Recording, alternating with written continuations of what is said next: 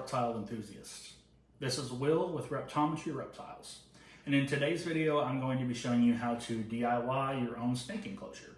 Similar to a tub that would go in a rack system, except for you don't have to have a rack system for this. So, I've been in the reptile hobby for quite a while. I've shelled out the big bucks for the fancy rack systems and the glass terrariums, and those are great. If you want to go that route, 100% agree with you. But sometimes you need a cheaper alternative. And this is something that I have done from time to time, and I've had great results with it in keeping ball pythons and something like this. And it's a lot cheaper and just more efficient all around. So I went to Walmart today and picked up this 40-quart storage bin. That's my dog in the background, sorry about that. I got this 40-quart storage bin that I picked up from Walmart. Cost me $11. Obviously a lot cheaper than a rack system or a glass terrarium.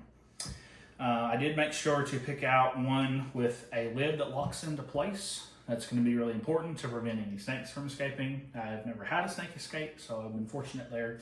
But if you are going to use a container that doesn't have these little locking latches to keep the lid in place, I would recommend picking up some like little tank clips. You can get those at PetSmart or Petco. They just hook onto the top, and then you can loop them under this little lip here, just to make sure that your snake doesn't get out. But for me personally, I was buying a brand new storage bin, so I made sure to get one that does lock into place. So a couple things you'll need to do this is you will need a drill. I'm using a 3/16 bit. You're going to want to drill some ventilation holes just to kind of let that air come in and out. And then once you drill those holes, obviously the plastic's going to be rough around those little drill holes that you made. So take a little sanding block and just sand that out so it's nice and smooth. So let's get started.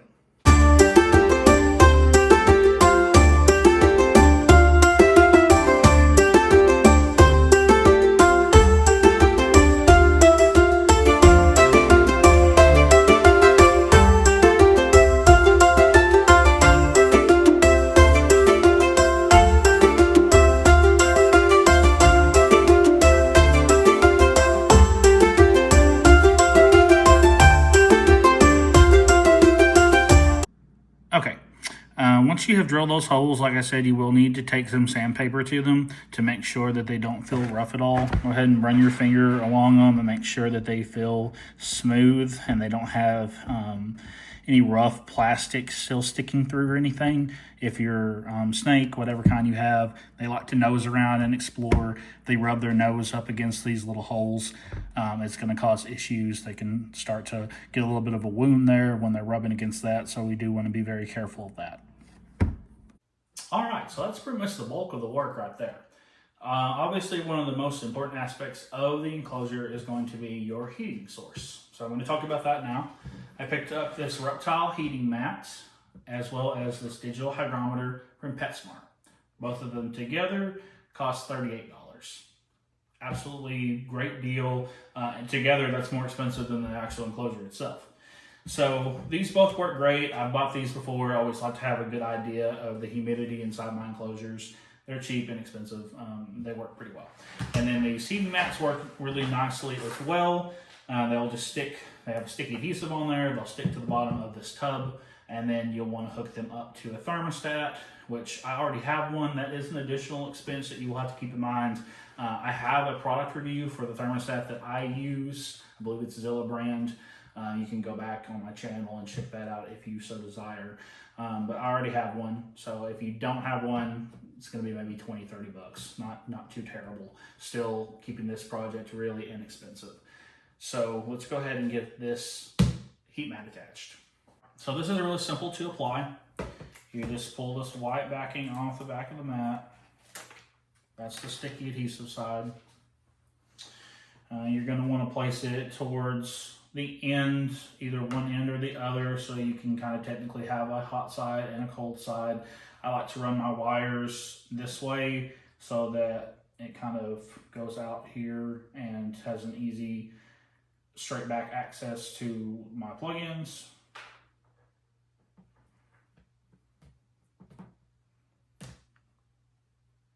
Just figure out where you want to place it and firmly press it down.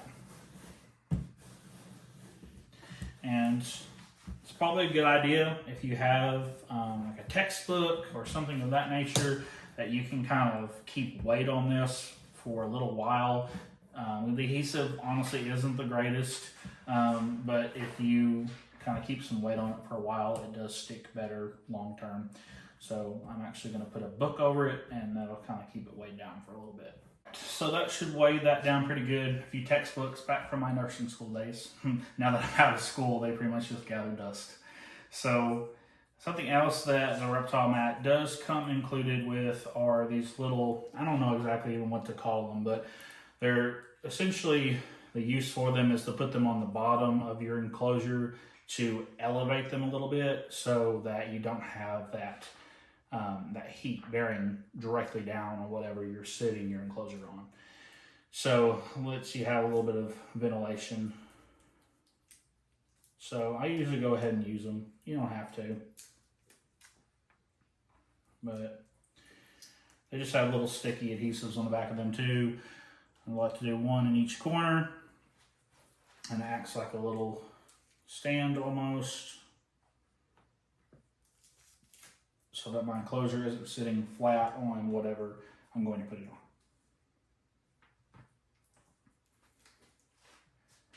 And these tend to just pop off after a while. Like I said, this heat mat is good. It works.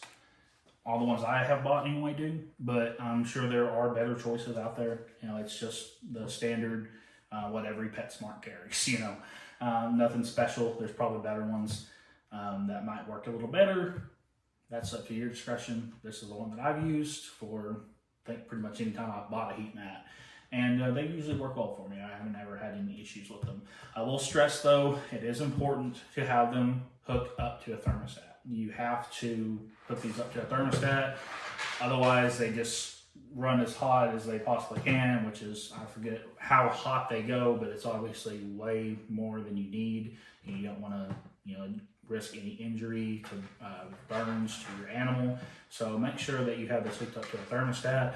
Plus, with this being attached to a plastic tube, that's always a concern as well. I guess it could technically melt the plastic. I mean, it could, obviously, if it got too hot. So that's not something I've ever had happen. Keep it on a thermostat. You won't have issues with that. So we've got our heat mat attached. We've got our humidity probe attached right here. It has just a little suction cup thing that you can attach it to the side of the enclosure.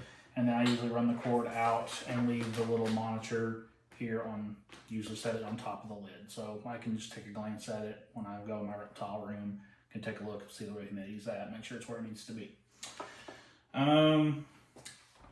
Obviously, a couple other things you're going to need for an enclosure. You're going to want a hide. I use these with a lot of my snakes. They're really inexpensive. You can get one on Amazon for like 10 bucks. And so usually put that on the warm side. If you want another one for the cold side, you definitely can. I do have that for some of my snakes. And then you'll want some water dish. I'm using a relatively large water dish because I'm actually going to be keeping a boa in here. So I just picked up a Colombian boa today. I'll show him to you here in just a bit. He's still really small, so this enclosure will work nicely for him. He was actually in something smaller than this previously, but this enclosure will work nicely for him while he's growing.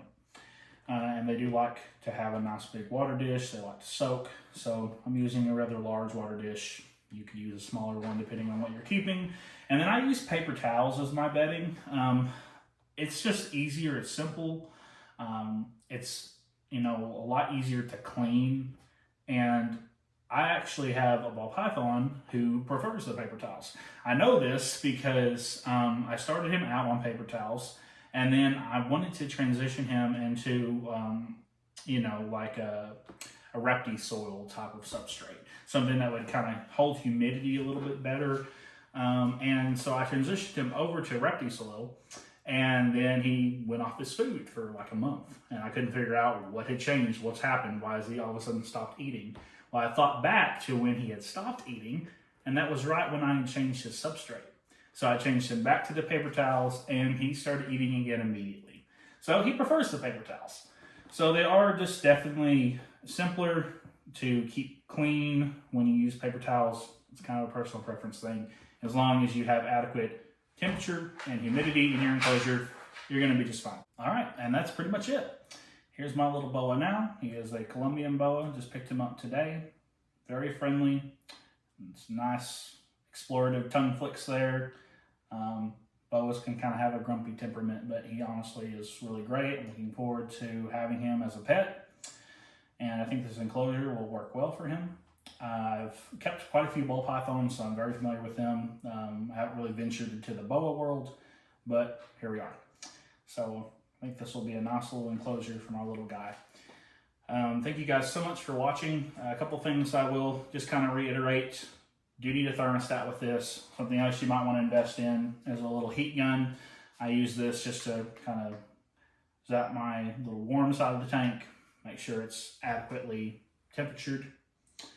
And that's pretty much it. So please like and subscribe if you enjoyed the video, and I'll see you guys next time.